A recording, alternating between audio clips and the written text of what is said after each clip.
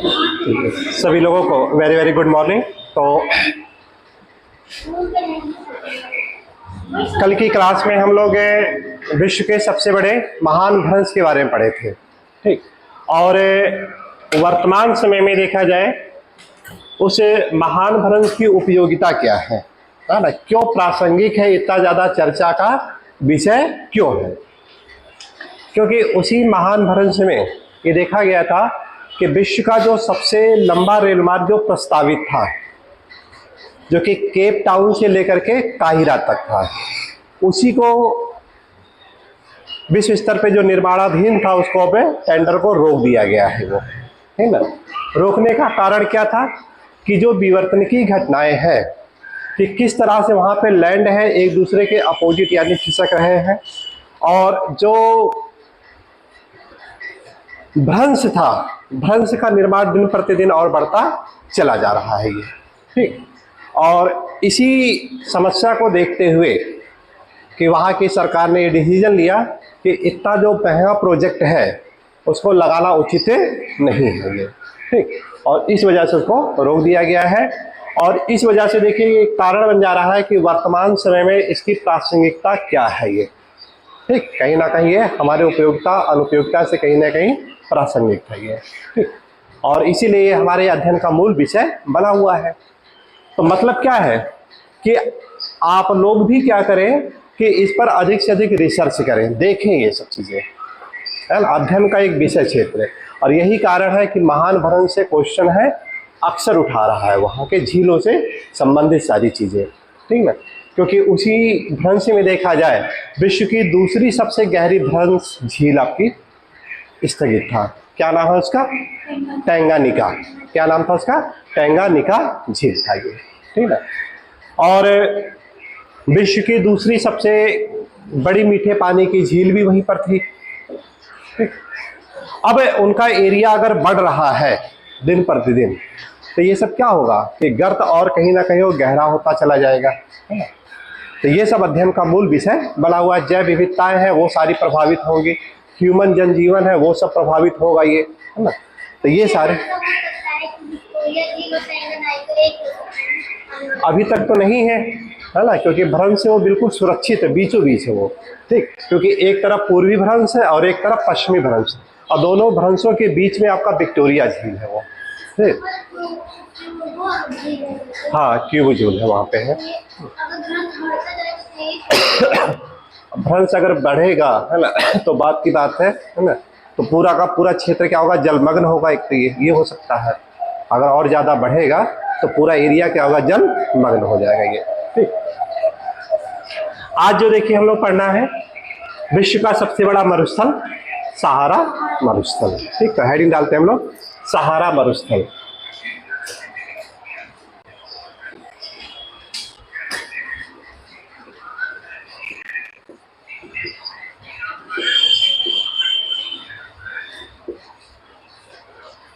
सहारा मरुस्थल अफ्रीका महाद्वीप में देखें हम लोग, इसी को एक मानचित्र के द्वारा इसका अगर विस्तृत क्षेत्र देखा जाए,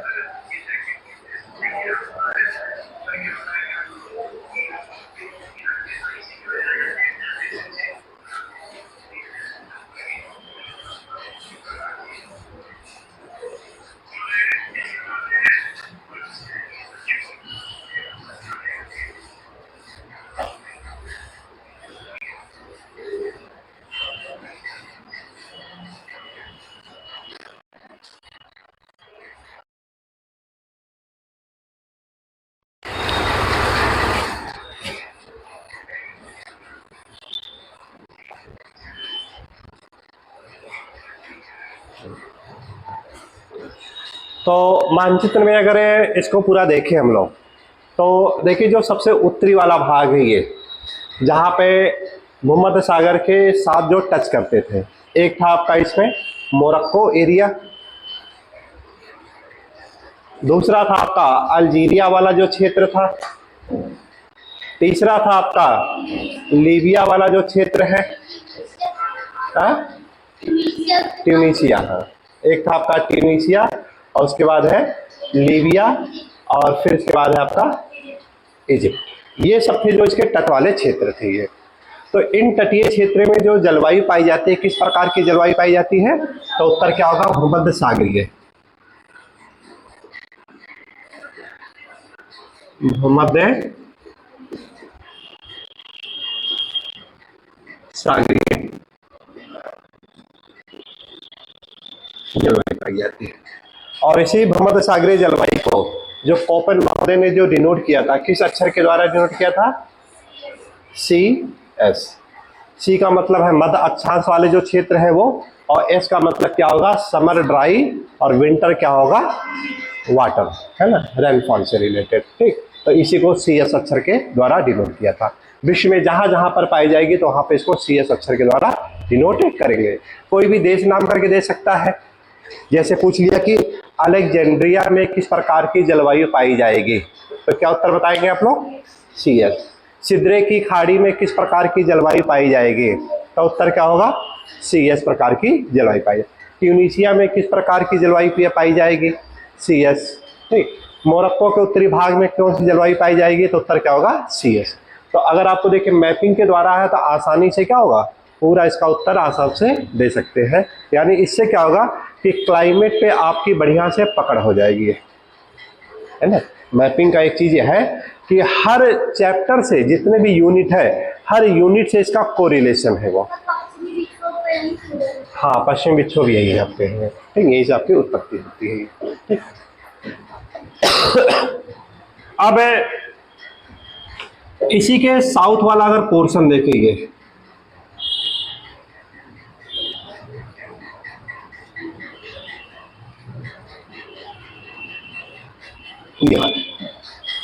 इस क्षेत्र में जो आपका है, यहीं पर आपका है विश्व का सबसे बड़ा मरुस्थल, इसे यानी कहा जाता है सहारा मरुस्थल है ये। अब बात आती है कौन कौन से देश हैं, कहाँ कहाँ पर ये विस्तृत है ये, है ना। उनके विकास की अगर बात करें तो देशों का अगर देखिए याद है तो आसानी से सबका उत्तर दे ले जाएंगे। देखिए, क्या मोरक्को में पाई जाएगी? मोरक्को का जो साउथ वाला पोर्शन होगा वहां पे आपको मिलेगी आपकी, है ना, जहाँ पे एटलस पर्वत था आपका, ठीक, एंटी एटलस, उस एरिया में आपका ये मिलेगा आपको।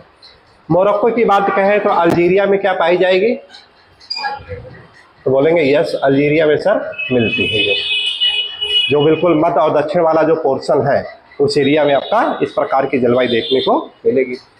फिर ट्यूनीशिया की बात करें तो ट्यूनीशिया का जो दक्षिण वाला पार्ट है वहां पर भी एक क्लाइमेट देखने को मिलेगी। लीबिया की बात करें तो वहां पर भी ये दिखाई देगा आपको। इजिप्ट की बात करें तो उस एरिया में भी यानी दिखाई देगी आपकी, ठीक। इसके अलावा देखें तो जो सूडान वाला क्षेत्र होगा तो सूडान में क्या जलवायु पाई जाएगी? यस, है ना, सूडान में सहारा मरुस्थल का विकास हुआ है। नूबियन मरुस्थल, है ना, जो नूबियन मरुस्थल था वो क्या था? सहारा का ही पार्ट है, ठीक। तो सूडान में भी यानी ये पाई जाएगी। चाड, यस, नाइजर, यस, नाइजीरिया का उत्तरी भाग वहां पर भी पाई जाएगी।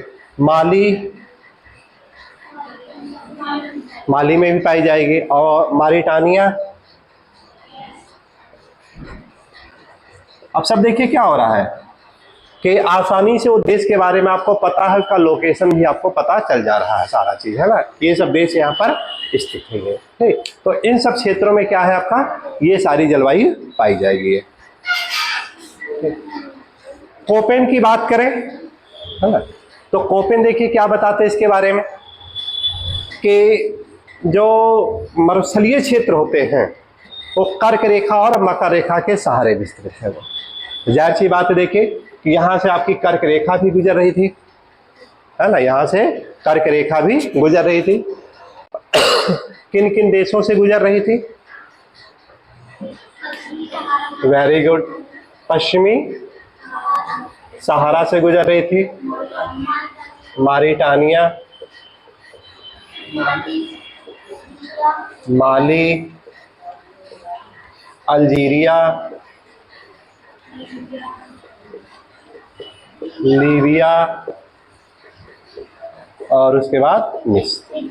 ये तो मुख्य रूप से जो देश है जहां से गुजर रही थी, है ना, मुख्य देश है जहां से बिल्कुल 100% ये होकर के जाती है। और इसको ट्रिक के द्वारा आपको बताया भी गया था।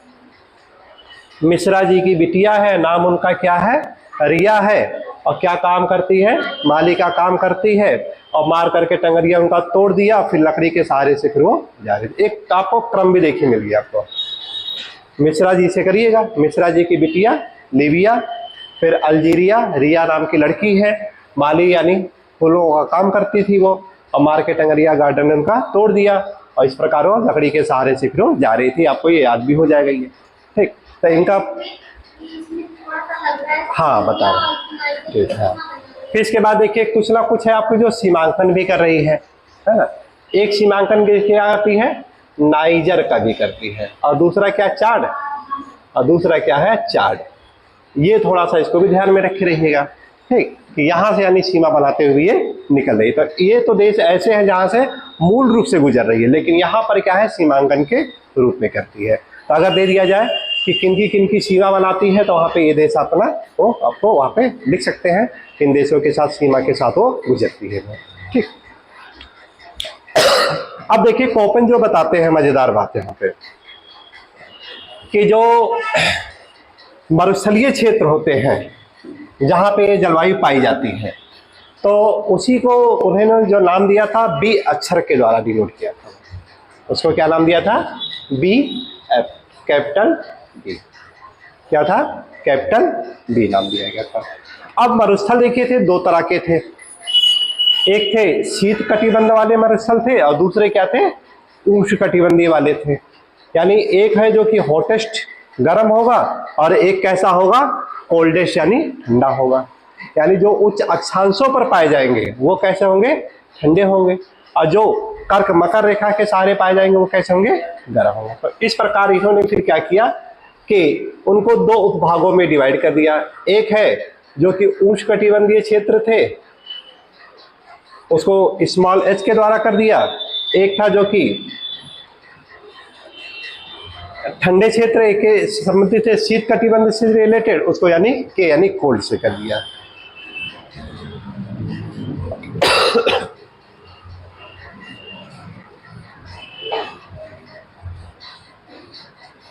शीतोष्ण से रिलेटेड, ठीक। तो यहां से यानी गर्म और ठंडे मरुस्थल की बात कर दी गई। फिर अब यही देखिए मरुस्थल जो होंगे, कुछ आपके शुष्क होंगे और कुछ कैसे होंगे, अर्ध शुष्क होंगे। कुछ कैसे होंगे, शुष्क होंगे, और कुछ कैसे होंगे, अर्ध शुष्क होंगे। तो जो अर्ध शुष्क था उसको यानी कैपिटल एस के द्वारा कर दिया गया, अर्ध शुष्क, या इसी को नाम दे दिया था इन्होंने स्टेपी। इसी को क्या नाम दे दिया गया था, स्टेपी कर दिया था। और जो बिल्कुल ड्राई थे, शुष्क थे, उसको क्या नाम दे दिया, कैपिटल डब्ल्यू नाम दे दिया था, ठीक। ये कैसे थे आपके, ये शुष्क थे। ये कैसे थे, शुष्क। यानी एक होगा जहां पे वर्षा बहुत ही कम होगा, 20 से 25 सेंटीमीटर के आसपास होगा, एक होगा जो 50 से 75 सेंटीमीटर के आसपास होगा। या ये कह सकते हैं कुछ एरिया ऐसे होंगे जहां पे नकलिस्तान वाला एरिया पाया जाएगा, वो आपके स्टेपी प्रकार की क्लाइमेट में आ जाएगा। जो बिल्कुल शुष्क मरुस्थल होंगे वहां पे क्या होगा, आपका कैपिटल डब्ल्यू के द्वारा डिनोट कर दिया है। तो इस प्रकार इन्होंने विभाजित किया। अब इन्हीं अक्षरों को इन्होंने क्या है, प्रयोग कर लिया, कि एक कर दिया कि बी एस, एक क्या कर दिया गया, बी एस, और दूसरा क्या कर दिया इन्होंने, बी डब्ल्यू कर दिया। बी एस और दूसरा क्या होगा, बी डब्ल्यू। बी एस का मतलब मरुस्थल क्षेत्र है, लेकिन एस का मतलब क्या है, अर्ध शुष्क स्टेपी है। यहां पर क्या है, पूर्णतः वो शुष्क है। फिर इसको दो भागों में फिर डिवाइड कर दिया, B S H, B S K, B S H और B S K. BSH, H का मतलब क्या है, कर्क या मकर रेखा पर पाया जाने वाला, और के का मतलब कहां पर होगा, उच्च अक्षांश पर पाया जाने वाला क्षेत्र। ठीक, इसी प्रकार इसको फिर कर दिया यहां पे BWH और BWK। ठीक, BWK हो जाएगा। यानी जो शुष्क मरुस्थल होंगे या तो कर्क मकर रेखा पर पाए जाएंगे, और या तो फिर कहां पाए जा सकते हैं, उच्च अक्षांशों पर भी यानी देखने को मिलेगा ये। तो इस प्रकार इन्होंने देखे क्या कर दिया कि जो मरुस्थल क्षेत्र की जलवायु थे उसको यानी 4 उपभागों में डिवाइड कर दिया है। उसको क्या कर दिया गया, 4 उपभागों में डिवाइड कर। सबसे ज्यादा जो महत्वपूर्ण है, जो आपको एग्जाम के दृष्टिकोण से देखना है, ये आपके जो एच वाले हैं, ये, और क्योंकि सबसे ज्यादा जैव विविधता को यही प्रभावित करती है, जो कि कर्क और मकर रेखा के सहारे पाए जाना है। ठीक, यहां पर भी जो हम लोग प्रयोग करेंगे इन्हीं का प्रयोग करेंगे कि कोपेन के अनुसार अगर कहा जाए कि सहारा में पाई जाने वाली जो जलवायु है किस अक्षर के द्वारा डिनोट करेंगे, तो एक तो उत्तरीय हो सकता है, या तो इसके द्वारा कर सकते हैं या तो इसके द्वारा। जहां पे थोड़ी बहुत वर्षा हो जा रही है तो वो क्या हो जाएगा आपका ये वाला हो जाएगा, और जहां पे वर्षा नहीं हो पाती है, पूर्णतः शुष्क होता, वहां पे इस प्रकार की जलवायु देखने को मिलेगी। भारत की बात करें, भारत में भी यही आपकी क्लाइमेट देखने को मिलेगी। ठीक है, तो इस तरह से हमारे एग्जाम के दृष्टिकोण से यही दोनों आपके ये इंपॉर्टेंट आपके रहेंगे। क्लियर है ना कि किस तरह से इन्होंने इसका ये वर्गीकरण किया है ये। ठीक, तो इसको थोड़ा सा ड्राफ्टिंग करके इसको बना लीजिएगा इससे।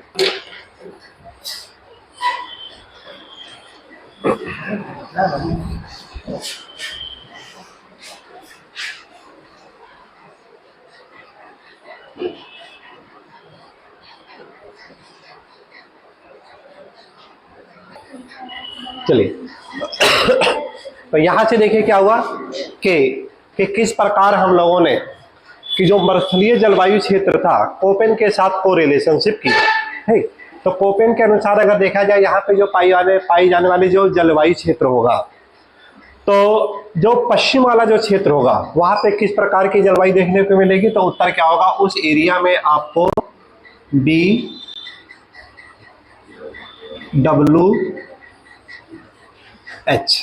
किस प्रकार की जलवायु मिलेगी, BWH प्रकार की जलवायु देखने को मिलेगी।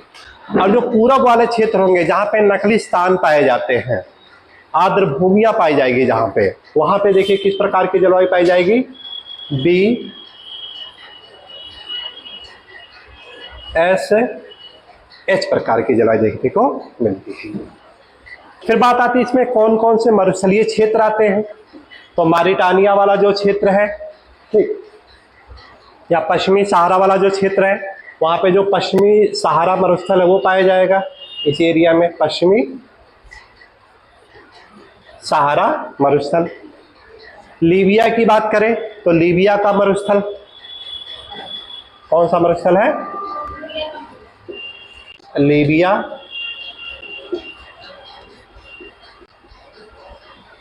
का मरुस्थल। इजिप्ट की बात करें तो पूर्वी मरुस्थल, यहां पे क्या है, पूर्वी मरुस्थल। और इसी प्रकार सूडान की बात करें हम लोग तो सूडान में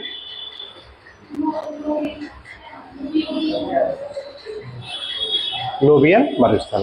तो ये सब जो मरुस्थल जो पाए जा रहे हैं ये सब क्या है, सहारा मरुस्थल के ही भाग है। ये सब के सब किसके भाग हैं, सहारा मरुस्थल के भाग ही पाए जाएंगे। अब यहाँ पे देखिए समस्या क्या होती है, ये है ना, मूल समस्या क्या होती है। कर्क रेखा यहाँ पे गुजर रही है, और जब कर्क रेखा गुजर रही है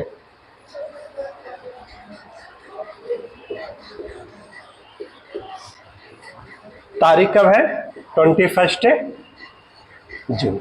तारीख कब है, 21 जून। 21 जून को क्या होगी, कर्क रेखा पर सूर्य की किरणें लंबवत पड़ेगी। मतलब कर्क रेखा और सूर्य के बीच का जो डिस्टेंस है वो सबसे कम होगा, और जब डिस्टेंस सबसे कम होगा तो इसका परिणाम क्या होगा, इंसुलेशन सबसे ज्यादा पड़ेगा।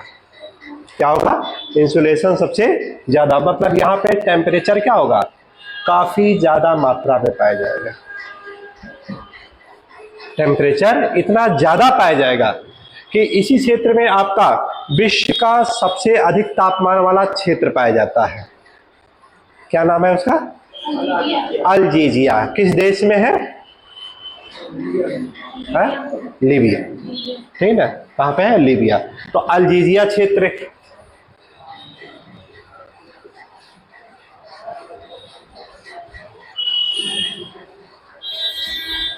अब देखिए तापमान जब ज्यादा होगा तब परिणाम क्या होगा कि यहां पर वाष्पीकरण के नाम की कोई चीज रहेगी ही नहीं। जल जब रहेगा ही नहीं तो वाष्पीकरण होगा ही नहीं। तो वाष्पीकरण क्या हो सकता है, जो वनस्पतियां पाई जाएगी, वनस्पतियां की जो पत्तियां रहेंगी, उनकी जो टहनियां रहेंगी, उनके जो छाल रहेंगे, उनसे जो यानी जो जल होगा थोड़ा बहुत, वो सब क्या होगा, वाष्पीकृत होकर के ऊपर जाना शुरू होगा। और जब जल की कमी हो जाएगी तो परिणाम क्या होगा, वनस्पतियां भी झुलस जाएंगी। तो इस तरह से यहाँ पर क्या होगा कि वनस्पतियां काफी ज्यादा मात्रा में नष्ट हो जाती हैं सबके सब, है ना। और जब देखिए वनस्पतियां नष्ट होगी तो और क्या हो सकता है, क्या वन्य जीव जंतु आपके सुरक्षित होंगे? नहीं होंगे, क्योंकि उन्हीं की छाव में उनका यानी पालन पोषण होता है। तो इस तरह से जो जीव जंतु होते हैं वो भी क्या हो जाएंगे, नष्ट होना शुरू हो जाएंगे, वो भी भागना शुरू करेंगे। किस प्रकार के जीव जंतु यहाँ पर यानी जीवित रह सकते हैं? तो उत्तर क्या होगा, बिल में रहने वाले। हमेशा ध्यान रखिएगा कि जो मरुस्थलीय क्षेत्र होते हैं, मरुस्थलीय क्षेत्र में हमेशा जो बिलों में रहने वाले जो जीव होते हैं वो ज्यादा सुरक्षित होते हैं। क्यों होते हैं, उसके पीछे रीजन, क्योंकि जो सौरविक तापमान है, इंसुलेशन है, धरातल के ज्यादा नीचे तक नहीं जा सकता है। ऊपरी ही पार्ट को गर्म करेगा, वो नीचे क्या होगा, उसका ठंडा पार्ट होगा ये, ठीक। तो उसी में बिल बना करके रहते हैं। जैसे चूहा हो गया आपका, खरगोश हो गया, ठीक, नेवला हो गया, सांप हो गया, ये सब चीजें वहां पर ज्यादातर पाए जाते हैं। या ये कह सकते हैं उस प्रकार के जीव यहाँ पर देखने को अपने आप को सुरक्षित महसूस कर सकते हैं जिनके बाल काफी ज्यादा बड़े हो, जिनके बाल काफी ज्यादा बड़े हो। बाल बड़े होने का मतलब क्या है कि वो वाष्पोत्सर्जन नहीं होने देते हैं शरीर का, है ना। क्या होने नहीं देते हैं, वाष्पोत्सर्जन नहीं होने देते हैं। जैसे ऊंट हो गया, बकरी हो गया, भेड़ हो गया, है ना। तो इस प्रकार के जीव यहाँ पे सुरक्षित रह सकते हैं। तो ये यहाँ की वनस्पतियाँ और यहाँ की जैव विविधता।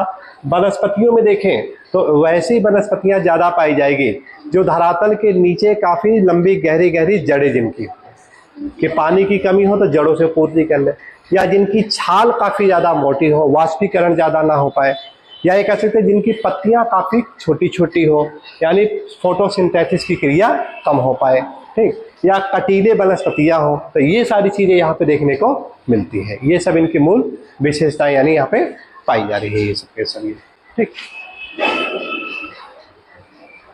इसी तरह से माली है, माली में माली का मरुस्थल पाया जाता है ना, तो ओबीसी के अंतर्गत आ जाता है, ठीक। तो जितने भी मरुस्थलीय क्षेत्र है वो सबके सब यहीं पर आपके पाए जाते हैं। अब सहारा के दक्षिण वाला क्षेत्र की बात करें हम लोग, ये काफी इंपॉर्टेंट है, क्वेश्चन आ चुका है इस पर भी, है ना, कि सहारा के दक्षिण वाला जो पार्ट है उसे क्या नाम दिया गया है?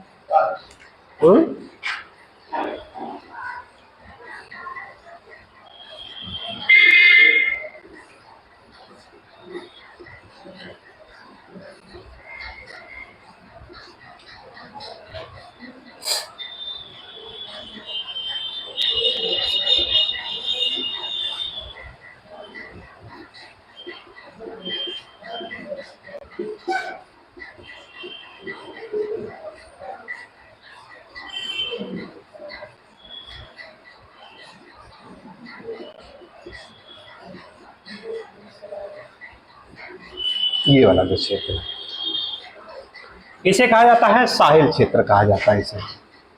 क्या नाम देते हैं इसे?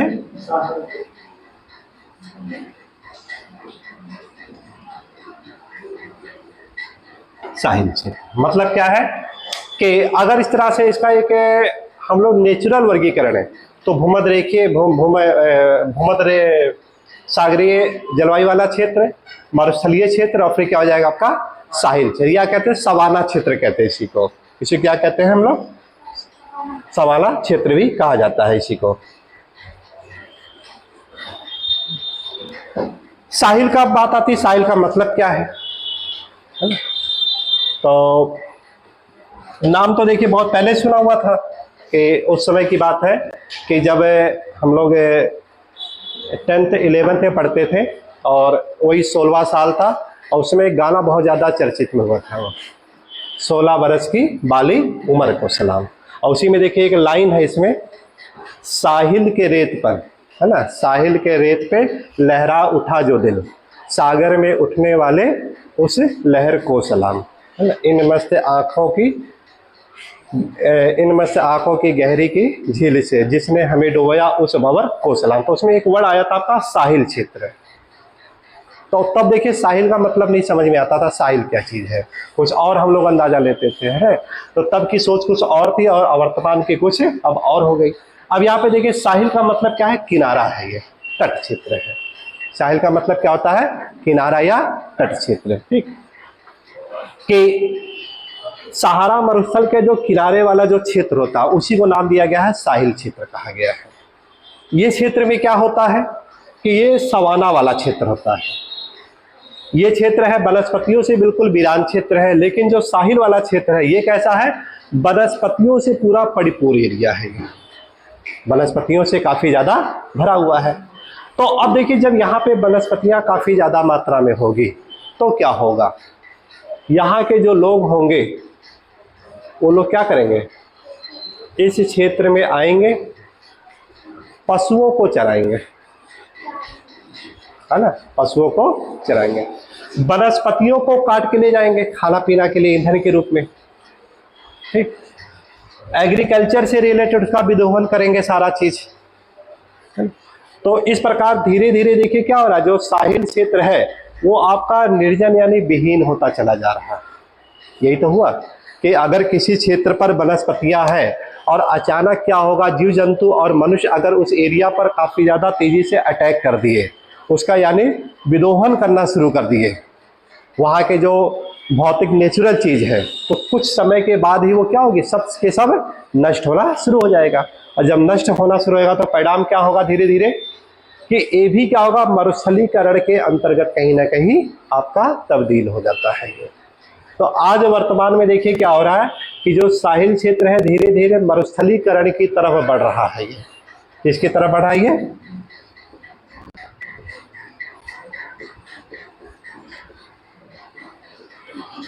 मरुस्थलीकरण की तरफ है बढ़ रहा है। यानी इसका परिणाम क्या होगा कि भविष्य धीरे धीरे जो सहारा मरुस्थलीय क्षेत्र होगा उसका और व्यापक क्षेत्र क्या होगा, बढ़ता चला जाएगा, विशाल रूप से काफी ज्यादा बढ़ेगा ये। अब ये समस्या आ रही है कि इसको कैसे रोका जाए, इसको कैसे रोका जाए। तो ये हमारे क्या हो जाए, रिसर्च का एक क्षेत्र हो जा रहा है भी आपका ये, है ना, कि ऐसी चीजें जो मानव के लिए या ये कह सकते हैं जैव विविधता के लिए कहीं ना कहीं प्रॉब्लम क्रिएट हो रहा है, वो सब क्या हो रहा है, एक हम लोगों के लिए एक सामने समस्या प्रॉब्लम आ रही है। और समस्या का निराकरण करना क्या होगा, हमारे आप जैसे लोगों का मूल उद्देश्य होगा वो, कि इस मरुस्थलीकरण को कैसे रोका जाए। इसी पे क्वेश्चन फिर आता है कि मरुस्थलीकरण को रोकने के कौन कौन से बेहतर उपाय हैं, या मरुस्थलीकरण के कारण कौन कौन से हैं। तो एक इसी पर आता है समुच्च रेखीय खेतीकरण करना। कौन सा है?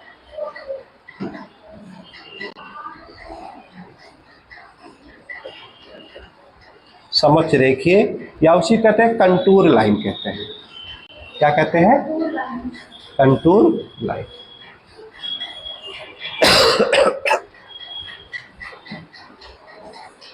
तो कंटूर लाइन होती क्या है? एक समान ऊंचाई को मिलाने वाली जो रेखा होती है इसी को कंटूर लाइन कहते हैं। मतलब इसी को सीढ़ी नुमा खेती भी कहा जाता है।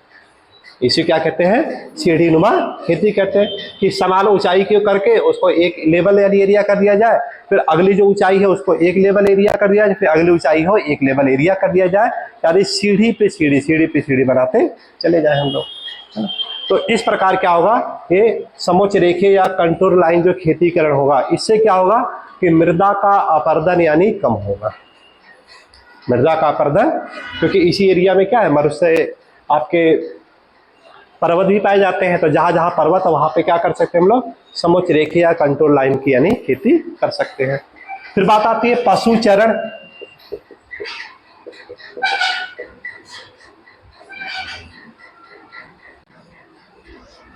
कि पशु चरण पे जो इतना व्यापक रूप से इसकी तरफ बढ़ रहे हैं लोग, उस पर यानी क्या करें, प्रतिबंध लगा दिया जाए।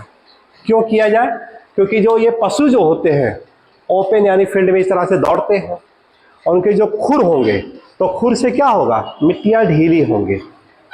क्या होंगी? मिट्टियां ढीली होंगी, और उसके परिणाम क्या होगा कि वहां पे उसका फिर मिट्टियां ढीली होंगी तो हवाएं चलेंगी, तो उनको रेत को उड़ा करके दूसरी स्थान पर ले जाएंगे, तो मरुस्थलीकरण को और क्या करते ये बढ़ावा कहीं ना कहीं देंगे। तो ये भी हम लोग एक बेहतर उपाय कर सकते हैं इससे रिलेटेड, कि इसको यानी हम लोग रोक सकते हैं।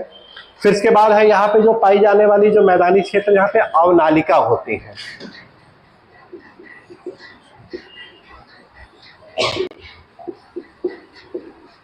अवनालिका, अवनालिका को इंग्लिश में कहते हैं गुली कहते हैं इसी को। क्वेश्चन खूब आते हैं इस पे, ठीक, क्योंकि आजकल देखे हैं ऐसे ही ऐसी चीजों पे ज्यादा पूछा जा रहा है सब क्वेश्चन, जो व्यवहारिक हो, जो अप्लाइड हो सारा चीजें, ठीक है। अवनालिका पर रोक लगा दिया जाए। अवनालिका मतलब गुली, ठीक। देखते होंगे कि मैदानी क्षेत्र में अचानक कहीं वर्षा हो जाता है, ठीक, और मेड़ को काफी तेजी से यानी इस तरह से काटते हुए गुली अवनालिका बनाते हुए उसका यानी मृदा का अपर्दन करते हैं। इस तरह की अवनालिका देखा जाए तो अपने यहाँ बिहार क्षेत्र में पाया जाता है, चंबल वाला क्षेत्र है, काफी ज्यादा समस्याग्रस्त यानी है, यानी बुंदेलखंड का जो पश्चिमी वाला क्षेत्र है काफी ज्यादा ये समस्याग्रस्त है, इसी से अवनालिका से रिलेटेड आपका ये, ठीक। तो इस अवनालिका पर भी क्या करते हैं हम लोग, रोक लगा करके, और उसको यानी हम लोग जो मरुस्थलीकरण है उसको यानी समस्या को हम लोग रोक लगा सकते हैं। हाँ? क्या चीज? हाँ हाँ, नहीं तो मरुस्थल नहीं आ रहा, लेकिन सीमा तो बना रही है, चंबल नदी के उस पार आपका मरुस्थल है, ये तो है पूरा। हाँ, तो यहाँ पे हाँ, वहाँ पे जो मूल रूप से आपकी जो चंबल नदी है, ठीक है, वो भाई अपना बना रही है। और मरुस्थल में भी क्या होता है कि जो मिट्टी होती है बहुत ढीली होती है, जैसे वर्षा भी देखिए जैसलमेर में काफी ज्यादा हो गई, ठीक, तो वहां पर क्या हुआ, ये गुली अपर्दन इतना ज्यादा हुआ है कि मिट्टी को काट काट के बहा बहा करके ले गई है वो, ठीक है ना। तो एक होता है कि नदी का वेग, तो नदी का वेग जो होगा पत्थरों को काटता हुआ ले जाता है तेजी से, ठीक। और यहाँ पर देखिए क्या हो रहा है कि अचानक कोई भी वर्षा हो जाए, और वर्षा होने की वजह से जो ढीली मिट्टी होती है कमजोर, उनको यानी अपर्दन करके ले जाती है। तो दोनों का अपना अलग अलग है ना। तो बस ये है कि मूल है क्या है कि मिट्टी का कटाव इतना तेजी से होता है कि रोक पाना इम्पॉसिबल हो जाता है, यानी परत दर परत पूरी की पूरी बहा करके लेके चली जाती है ये, ठीक। तो इस प्रकार है अवनालिका जैसे हो रही है उसको यानी हम लोग रोक सकते हैं। फिर बात आती है कैसे रोके, है ना। अवनालिका को रोकना इतना आसान भी नहीं होता है, तो उसके लिए क्या होता है, कुछ रक्षक जो होते हैं पेड़ पौधे उनको लगाने के लिए, है ना। क्या हो सकता है, रक्षक है पेड़ पौधे।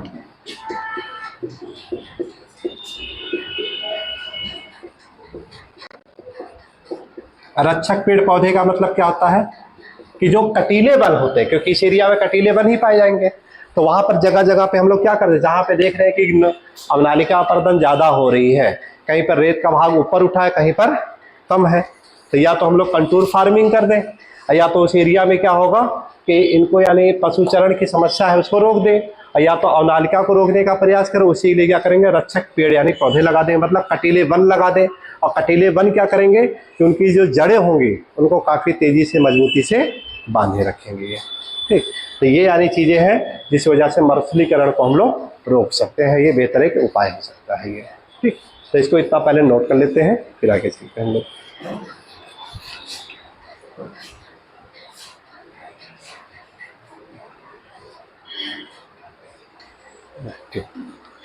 तो अब देखिए जो आपका जो सहारा का मरुस्थलीय क्षेत्र है वो, और जो साहिल क्षेत्र है ये, ठीक, इन क्षेत्रों में कुछ स्थानिक हवाएं चलती हैं, और ये स्थानिक हवाएं काफ़ी ज़्यादा महत्वपूर्ण होती है। ये क्वेश्चन भी इस पर खूब यानी पूछा जाता है ये, जैसा कि आपको बताया गया कि जो मरुस्थलीय क्षेत्र में यहाँ पे आपका टेम्परेचर काफ़ी ज़्यादा हाई होगा, और जब देखिए टेम्परेचर काफ़ी ज़्यादा होगा तो प्रेशर क्या होगा, यहाँ का लो होगा, प्रेशर लो होगा।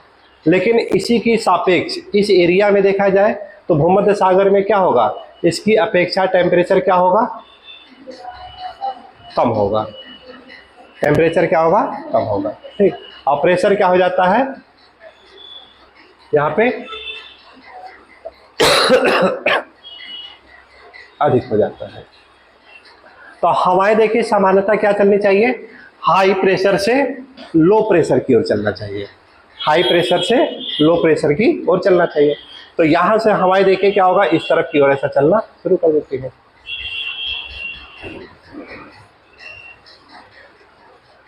हवाएं इस प्रकार ये चलना शुरू हो जाएगी।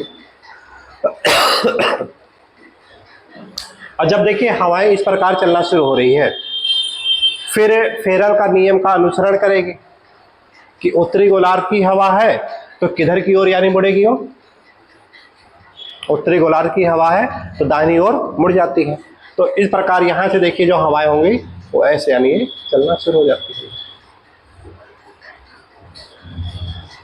तो आर्द्रता ग्रहण कर लेगी, आर्द्रता ग्रहण कर लेगी। और यहाँ पे जो आपको देखिए एटलस पर्वत बताया गया था, एंटी एटलस, मिडिल एटलस, सहारा एटलस और ग्रेट एटलस, इन पर्वतों से टकरा करके इसके तटीय क्षेत्रों में काफ़ी ज़्यादा वर्षा करती है। तो जो वर्षा होती है आपकी कैसी होती है, भूमध्य सागरीय वर्षा। कैसी होती है, भूमध्य सागरीय वर्षा। लेकिन अब ये देखिए ये एक समय स्थायी नहीं रहेगा होगा, ये क्या होगा, उत्तर और दक्षिण की तरफ यानी अप डाउन होता रहेगा।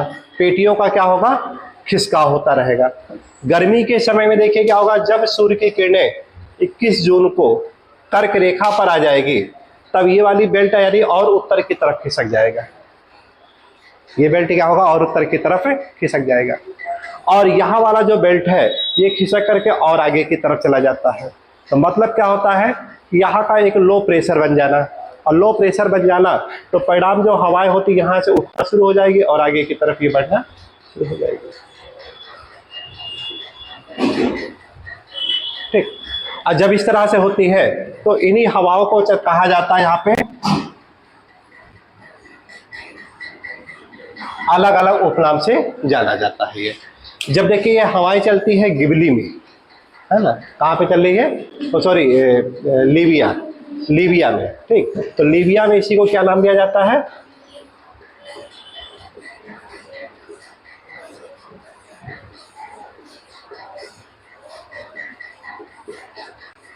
गिबली के नाम से जाना जाता है। जो धूल भरी आंधियां होती हैं, शुष्क होती हैं ये। फिर इसके बाद पूर्वी मरुस्थल जो आपका है मिस्र में, वहां पे चल रही, तो उसको क्या नाम दिया गया है, खमसिना। और यही हवा है जो कि भूमध्य सागर में जब आगे प्रवेश करती है तो इसी को सिराको के नाम से जाना जाता है। किस नाम से जाना जाता है,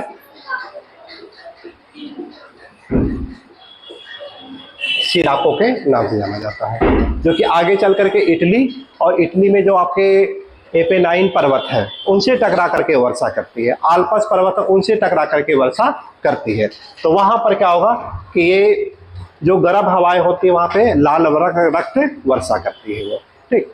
और इसी को जो उपनाम दिया जाता है सिराको को, हिम भक्षी भी कहा जाता है वहां पे। हिम भक्षी मतलब क्या होगा कि जो आल्पस पर्वत है उसको यानी टेम्परेचर को बढ़ा देती है, तो वहाँ को मेल्टिंग कर देती है ना। तो इस तरह से ये कार्य करती है ये। तो कुछ ये यानी वहाँ पे लोकल विंड आपकी इस तरह से चल रही है। इस एरिया में देखा जाए जो साहिल क्षेत्र है, तो यहाँ पे जो चलने वाली हवाएं जो होंगी, ठीक, तो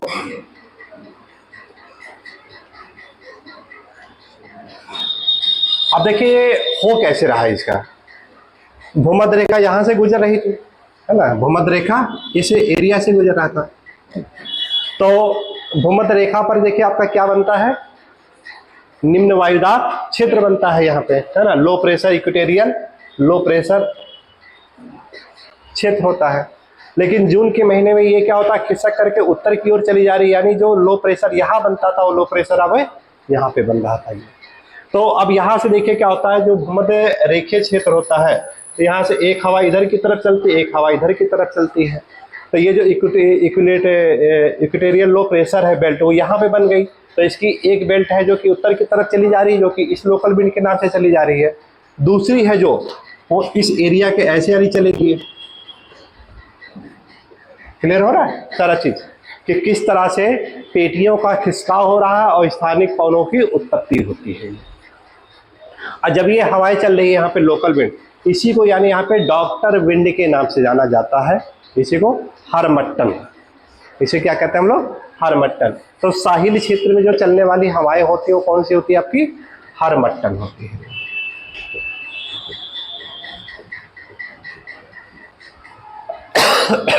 यहां पे देखें गिनी, यहां पे क्या है, गिनी। और इसके इधर देखा जाए तो सियरा लियोन, फिर इसके इधर देखा जाए तो आयरी कोस्ट, है ना, लाइबेरिया, ठीक है, जो कि रिया के नाम के लड़की से सारा हम लोग देशों के बारे में उसको पढ़े थे। इस एरिया में आपको जो मिलता है गिनी, लाइबेरिया, आइवरी कोस्ट,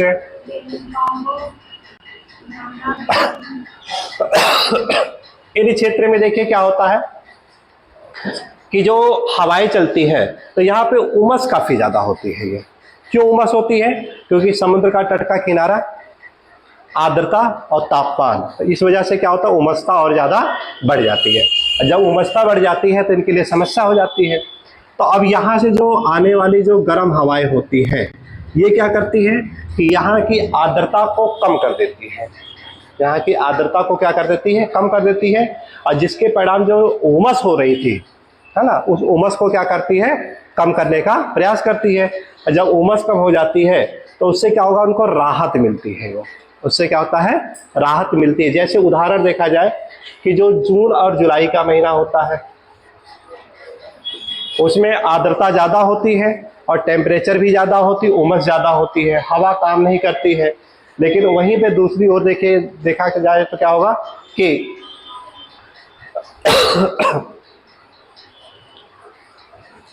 जब अप्रैल और मई का महीना होता है उसमें देखिए क्या हो रहा है कि हवा में शुष्कता ज़्यादा होती लेकिन आर्द्रता कम होती है।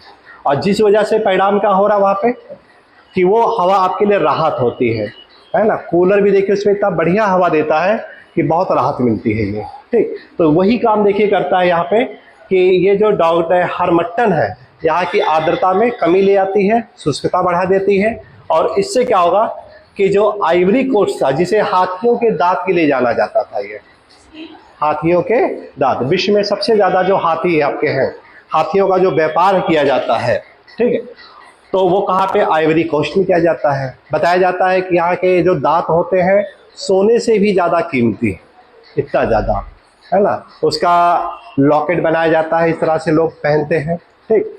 और फिर वेद में है, वहाँ पे दवाइयों वइयों में भी यूज किया जाता है। तो ये काफ़ी ज़्यादा मात्रा में होता था ये, ठीक। और जहाँ पे देखिए सी संसाधन मिलेगा तो अंग्रेज लोग क्या करते थे कि आते थे हाथियों का व्यापार करने के लिए। तस्करी जो होते हैं काफ़ी ज़्यादा मात्रा में यहाँ पे पाए जाते हैं।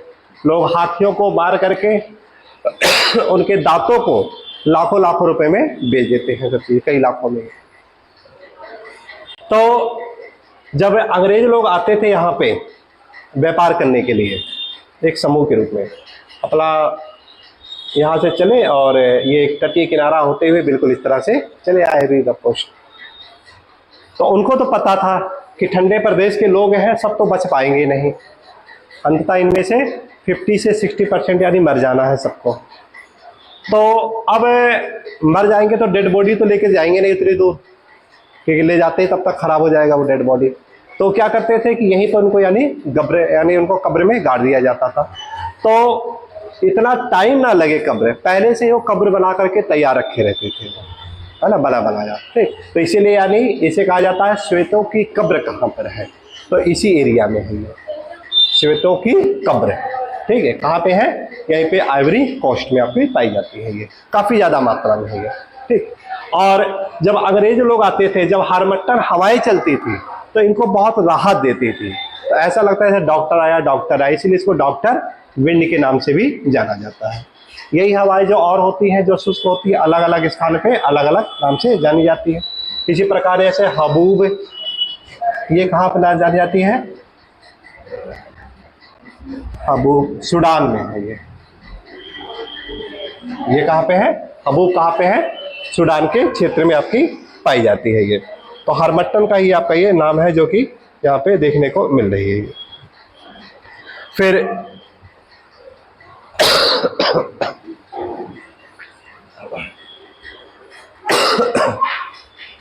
तो ये भी देखिए जो स्थानिक हवा है इसी से कोरिलेट करके कहीं ना कहीं क्वेश्चन पूछे जाते हैं।